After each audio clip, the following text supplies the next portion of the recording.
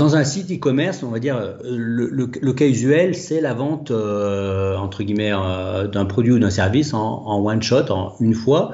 Après, il y a plusieurs situations qui peuvent être intéressantes à gérer ou dont vous avez la nécessité de les gérer dans votre site e-commerce. Le paiement en plusieurs fois, ça peut être un vrai facteur de développement des ventes et notamment si vous avez des produits qui sont à des tarifs un peu élevés, ça peut être intéressant de pouvoir proposer cette fonctionnalité, ce service à vos clients de payer en 3 fois, en 4 fois ou en X fois. Première chose. Et également de gérer des abonnements. Certains vendent des abonnements, que ce soit pour recevoir une box avec un rythme régulier ou simplement vous vendez un accès à un service Internet avec un paiement par abonnement. Et c'est nécessaire du coup de pouvoir gérer ces abonnements et les paiements sécurisés associés à ces abonnements. Donc là, vous avez de nombreuses solutions qui permettent de le faire en fonction aussi de la plateforme, de l'outil avec lequel vous avez créé votre site. Si vous êtes sur un CMS type PrestaShop ou WooCommerce, vous pouvez avoir des modules avec les solutions de paiement sécurisé. Si vous êtes sur des plateformes SaaS type Shopify, vous pouvez avoir des solutions qui sont déjà intégrées.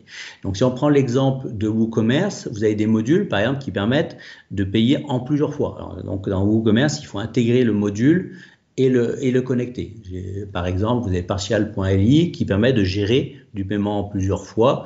Et donc, ça peut être intéressant. Ça nécessite d'aller sur la marketplace de modules et de choisir le module adapté à ce besoin-là. Dans certaines autres solutions, si on parle de Shopify, la fonction existe dans Shopify Payment. En fait, dans Shopify, soit vous utilisez Shopify Payment pour gérer vos paiements, soit aussi vous pouvez utiliser différentes autres fonctionnalités type Stripe, type PayPal, etc., qui sont déjà intégrées. Donc, vous pouvez passer par Shopify Payment ou pas en fonction de vos choix.